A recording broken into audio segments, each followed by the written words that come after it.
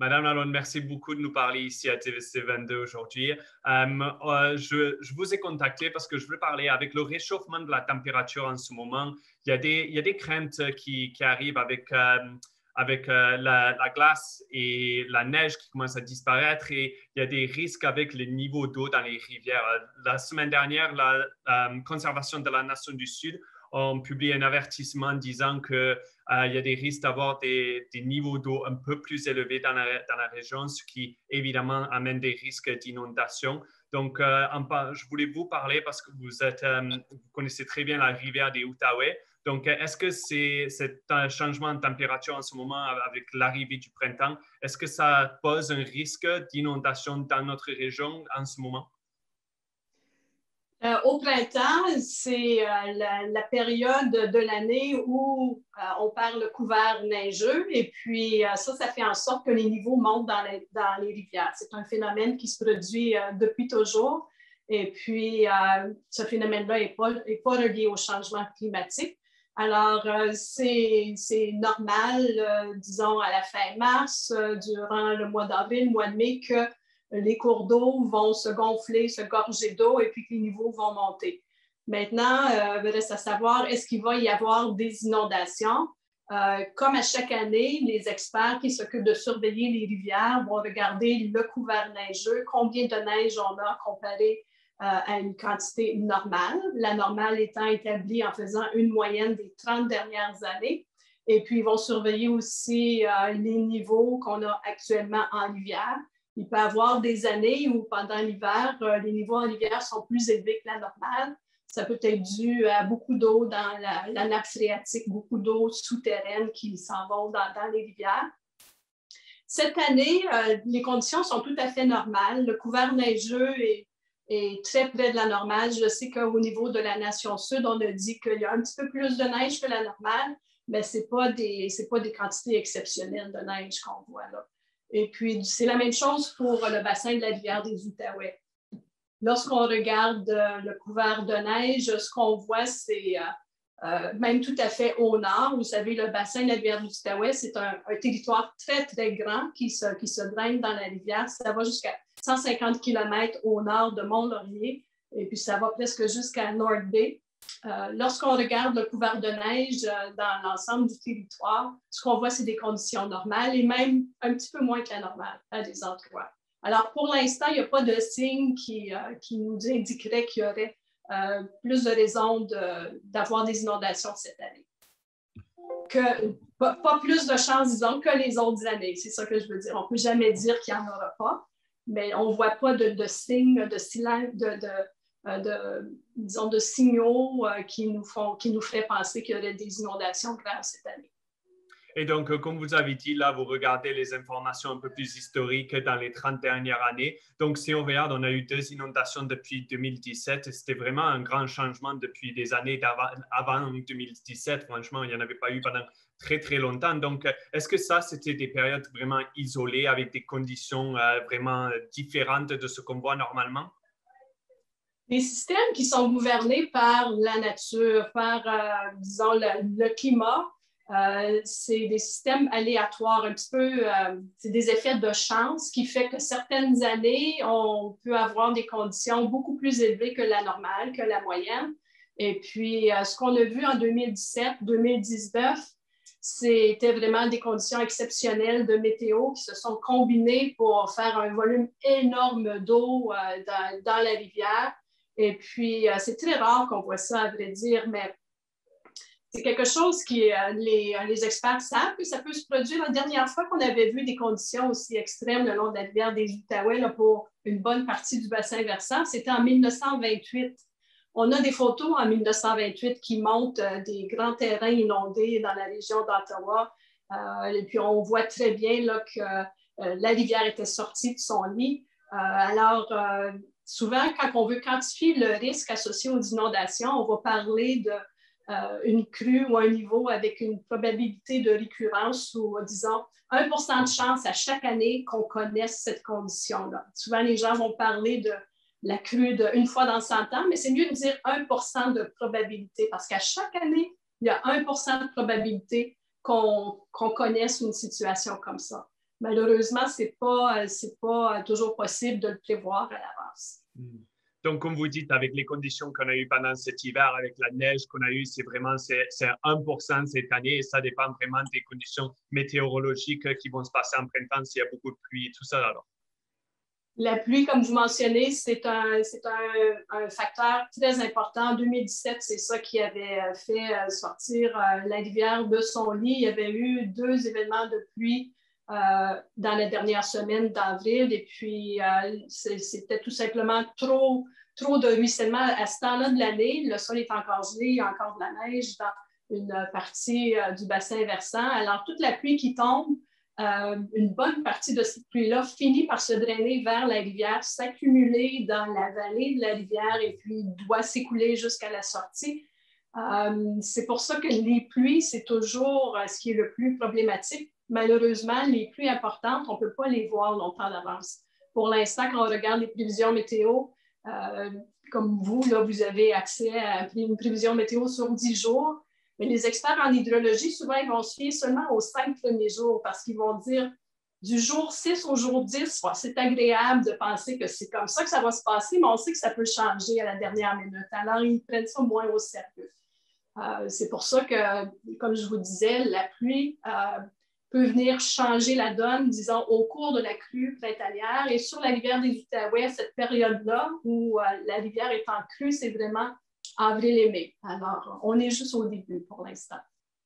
Et comme vous avez dit, je sais que les conditions en 2017 et puis en 2019 étaient un peu plus extraordinaires avec toute cette pluie qui est arrivée. Mais est-ce qu'il y a eu des changements que vous avez pu mettre en place pour essayer d'éviter le genre d'inondation qu'on a vu pendant ces années-là? Est-ce qu'il y a des changements que vous avez pu faire ou est-ce qu'il y a des changements que vous pouvez faire? Le rôle de la commission de planification, son rôle premier, c'est de s'assurer que les propriétaires, les gestionnaires des grands ouvrages de rétention, on appelle ça les réservoirs principaux du bassin, que ces gens-là travaillent ensemble, utilisent les mêmes modèles, les mêmes informations, les mêmes prévisions météo pour optimiser la gestion collective de ces ouvrages-là dans le but de venir réduire le plus possible les impacts des inondations ici en aval. Les grands réservoirs sont surtout situés dans le nord du bassin. Avec les modèles, c'est possible de prévoir quel va être l'effet de retenir plus ou moins d'eau dans ces bassins-là sur les municipalités à l'aval. Alors, c'est surtout ce rôle-là que joue la commission de planification, s'assurer que les gens travaillent ensemble. Les gens ont travaillé ensemble dans le passé, ils vont continuer de le faire. Ce que la commission a fait dans les dernières années, c'est d'améliorer les outils qui sont mis à la disposition de ces organismes-là qui sont responsables des principaux réservoirs. Entre autres, je vais vous donner un exemple bien concret. Maintenant, à beaucoup d'endroits, la surveillance du couvert neigeux est améliorée par des mesures en continu. Autrefois, les mesures de la quantité d'eau dans la neige, c'était fait de façon ponctuelle. Quelqu'un devait se déplacer en motoneige, aller prendre des échantillons de neige imaginez rentrer comme prendre une grande carotte là, de neige et puis calculer la densité de l'eau, quelle épaisseur du couvert de neige. Et puis ça demandait beaucoup d'efforts et c'était fait seulement une fois ou 2 semaines. Alors, on n'avait pas l'information à tous les jours, juste à toutes les 2 semaines. Maintenant, il y a des appareils qui sont mis en place qui font des mesures de la quantité d'eau dans la neige à tous les jours. C'est des données qu'on reçoit en continu.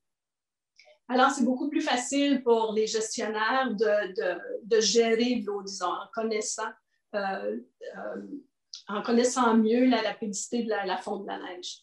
Parce que quand la neige fond, cette eau-là se draine dans la rivière comme de l'exemple. Ce qu'on a vu dans les dernières années, c'est vraiment, particulièrement en 2017, on a vu des orages de type, on va les appeler de type convectif, des orages avec du tonnerre, puis d'importantes quantités d'eau qui tombaient là, avec de la pluie.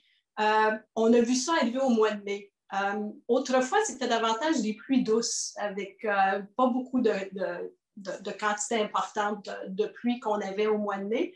Là, c'est un genre d'orage qu'on voyait plutôt en juillet, août, qu'on a eu au mois de mai. Alors, il y en a qui disent que ça, c'est un des effets des changements climatiques.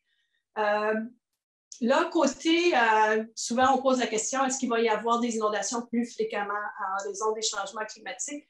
La réponse n'est pas simple.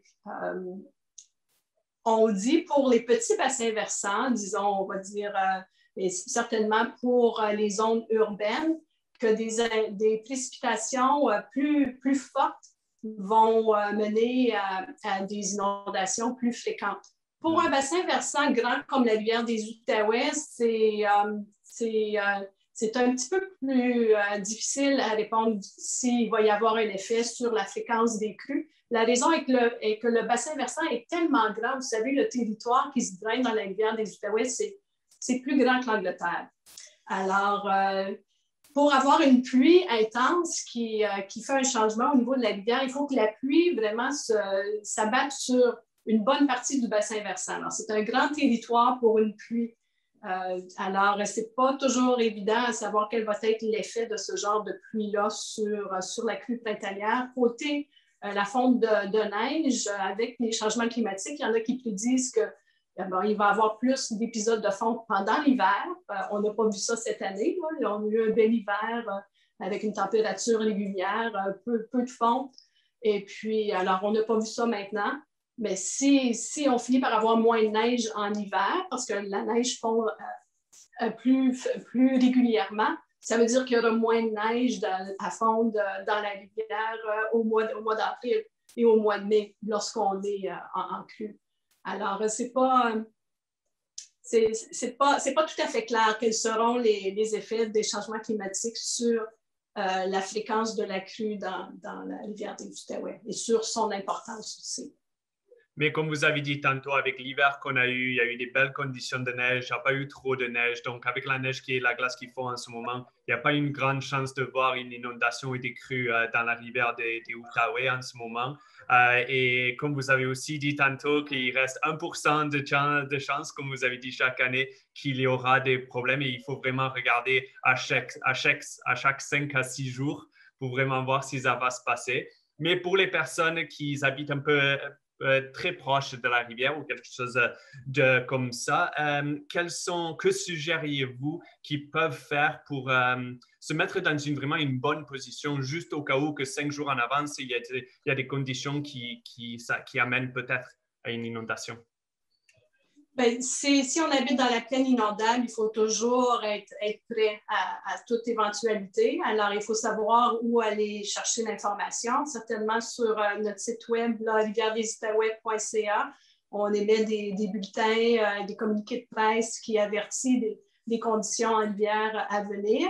Et puis, dans le secteur de Rockland et Clarence, c'est la Conservation de la Nation Sud qui vous envoie des messages d'avertissement. Alors, il faut être au courant de où aller chercher cette information-là, parce s'il devait y avoir des risques d'inondation, c'est sûr que les autorités municipales vont être averties par ces organismes-là, la Nation Sud, entre autres. Alors, il faut savoir aller chercher l'information, il faut toujours être prêt et puis garder un œil sur les prévisions météo aussi, certainement. Ce qui met plus en danger, c'est lorsqu'il y a des pluies qui sont plus importantes, comme disons plus que 25 mm. Si on prévoit juste 10 mm de pluie, il ne faut pas se soucier de ça. Mais s'il y a des pluies plus grandes que 25 mm d'accumulation à répétition, ça devrait y avoir un petit son de cloche là, il faut surveiller davantage. Bon, Madame Lalonde, je vous remercie pour votre temps aujourd'hui. Franchement, toute l'information était vraiment, vraiment belle et je vous remercie encore une fois. Et j'espère qu'on ne va pas avoir d'inondation cette année. Je l'espère aussi. Je vous souhaite une bonne crue printanière.